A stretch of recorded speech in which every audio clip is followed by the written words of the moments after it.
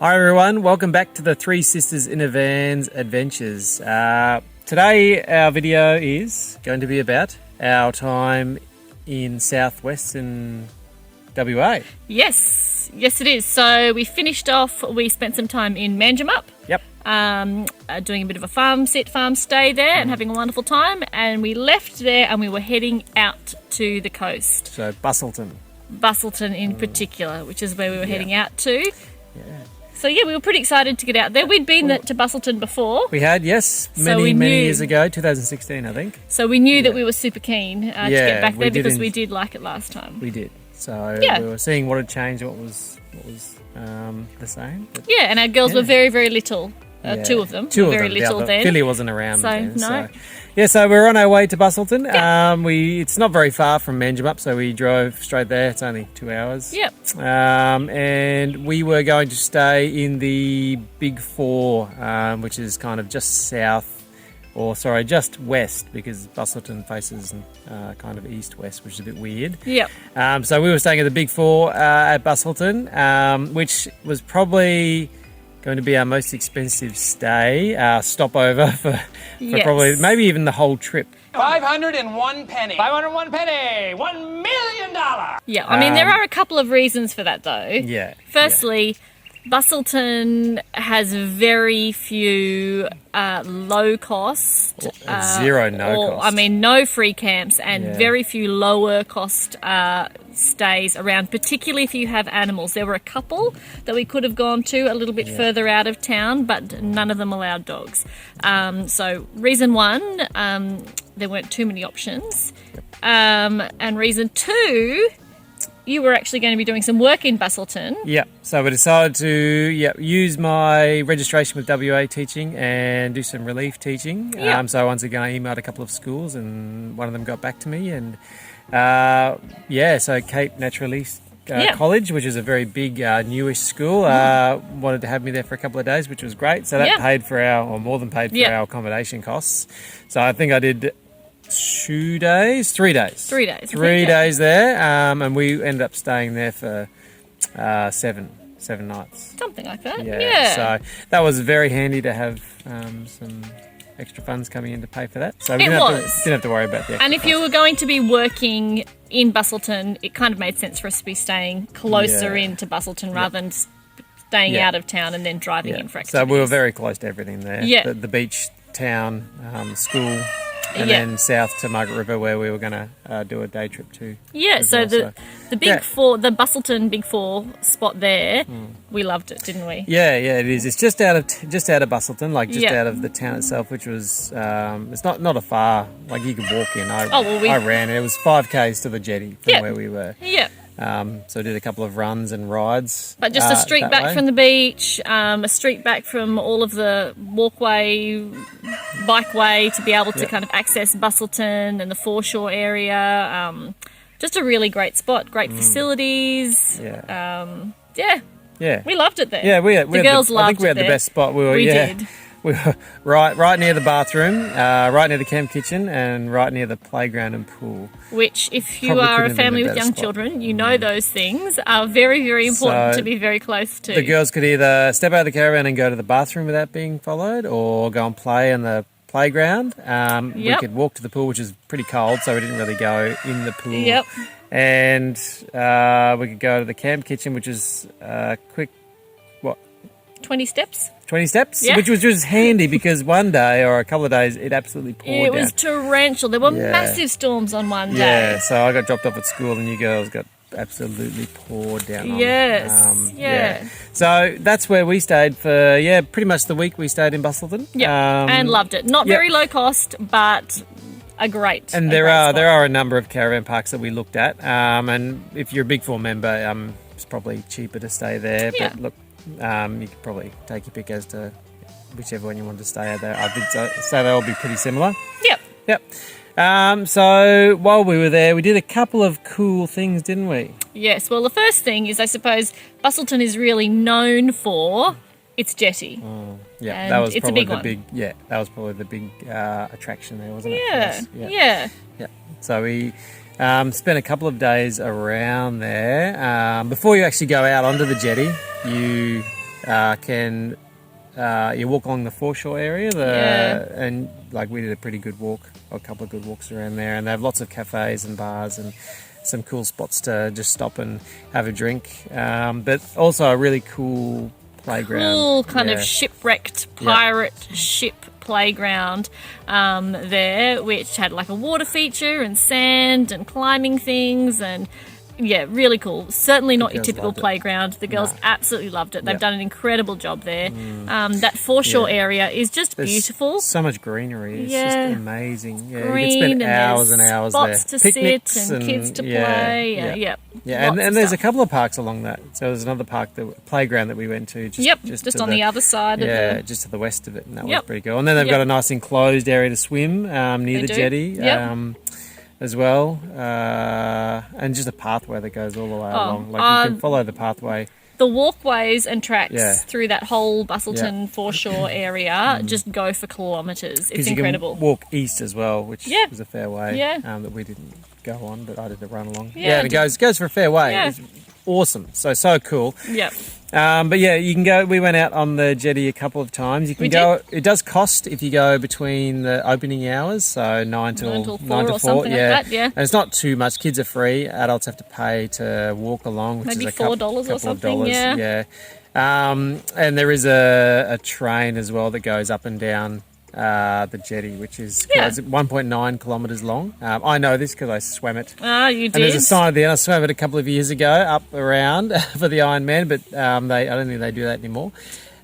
So we walked. We went for a walk with the family. So the first afternoon, we walked the length of the jetty and walked back. Yeah, the girls befriended some, and we befriended some parrots. And we caravan park decided to go out and have a bit of a look at the jetty. Yeah. So we went out there and walked up and down. It was pretty cold. Probably could have had a jumper on, I think. Yeah. Got very breezy that afternoon. Yeah. It was quite chilly. But it was really nice. And I don't know how long it took us, maybe an hour and a half. Oh, we were pretty slow walkers. I suppose the other thing to know about the Busselton jetty is that pets aren't allowed. No. So we had to leave Charlie behind, which is okay for a short walk. Yep, and we just, and the other guys had a dog as well, so we just popped them in the cars because it was late in the afternoon and nice and shady and wasn't hot at all, so they were fine. They'd already been out for a walk and a play. Yep. So we did that. And all the way along the jetty, there's all history about the jetty because it burnt down many years ago now. Yep. But just really cool information about the jetty and about the marine life around there as well. Yeah. Yeah. So it's good to stop and read those signs. Yeah. So that was interesting. And then the second time we did the jetty, we did with another beautiful family, friends of ours. And this time we did the train trip out and back, but we also purchased the underwater observatory passes as well. So you catch the train out to the end of the jetty, you get off, and I think you have a half hour or something tour So it's a of guided the tour. underwater observatory, and then you catch the train back afterwards. And I don't know about you, but the underwater observatory was Pretty so cool. Yeah, I think that was the highlight of our stay, kind of. It was so cool. When we stayed at Bus, I think that was the highlight. Yeah. So you go down underneath. I can't remember when they built it, but it's got the history of how they constructed there. But you go down and see the different layers of the marine life as you go down.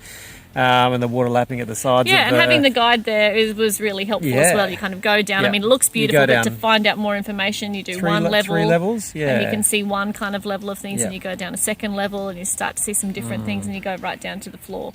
There as well, which was so cool. The windows to see out were incredible. I mean, kind of floor to ceiling height, big windows to look out, and the girls love spotting all the different fish. Oh my gosh, they've got they've got all fish, and octopus and seaweed.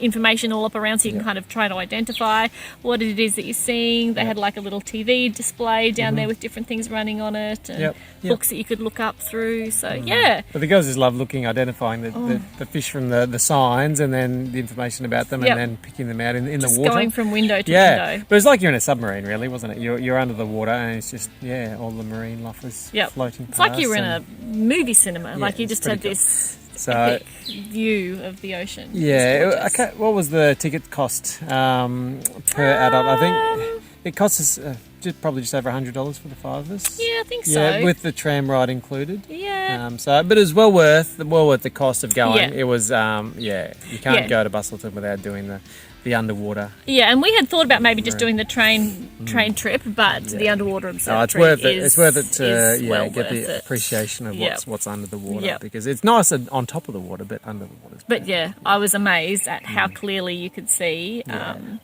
Just really beautiful stuff. It's very cool. Yeah, and then I think on the last morning. I was going to say about the jetty as well. Yep. If you are super adventurous and if the weather and the tides are kind of working with you can also snorkel around the jetty. Yeah. They have an underwater art sculpture trail where they've dropped sculptures around the jetty, and you can kind of get in and snorkel your way around following the underwater sculpture trail, which would be a really cool thing to do. Yeah. The girls are not at that stage. No, it's probably a bit far to go. And it was a bit rough. Probably when we a bit were rough. there. Yeah, the first day we got there was magic, and then after that the water was a little bit rough. Yep. But probably not ideal to be there when the time we were there. Maybe summer. Yeah. Late spring would be better to do the snorkel. Yep.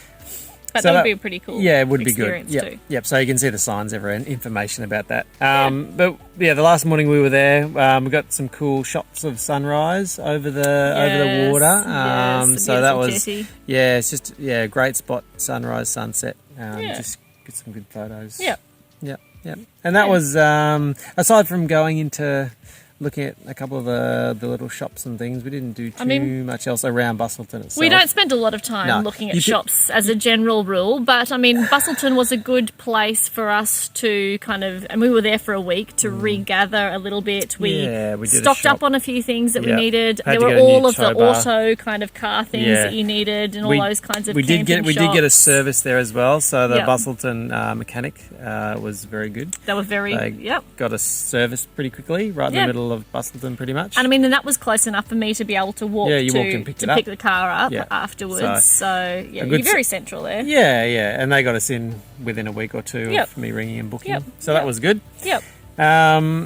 And I guess you could, if you were into the cafe scene and the bar scene, go and stop it and have some lovely drinks by the water. You could. But you could. we didn't really do that. I mean, there are, ice creameries and cafes heaps and of all nice sorts of spots things along the the Yeah. And I think there's a brewery, a little microbrewery there.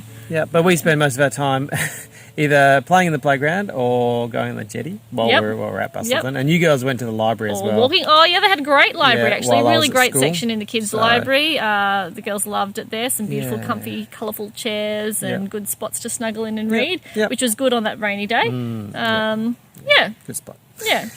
And I guess some other things we did in the area. We ventured south. We did an adventure towards Margaret River. We didn't go right into Margaret River town. No. We had a purpose to go down to Margaret River initially, and that was to go to the chocolate factory. Yeah, the girls were absolutely keen to get to the chocolate factory. Because one chocolate factory this year visit wasn't enough. I mean, we'd usually go to Anvers a couple of times a year at home. Yep. Anvers Chocolate Factory. So we went to the Adelaide, Margaret River. Went to Hagues first in Adelaide, and now we had another one booked in, Margaret River. So Margaret River Chocolate Factory. And we'd been there before, but the girls were just you walk in, eyes and on the left hand side there's like free samples. So yes, well, that's always a good start. They isn't did it? sample many little chocolate button nib things. Chocolate, dark chocolate, white chocolate, milk chocolate. Yeah. And then we got to go to the viewing window where we saw them making some chocolate, which was really nice. That's always good fun. Yeah, it is always interesting to watch. And they had a voucher to spend as well. They did. Didn't They did. They had a voucher to spend, and spend it they absolutely did. We spent quite a while walking around looking at all of the options of different food things that could be purchased, and we ended up, getting lots of chocolate. We did.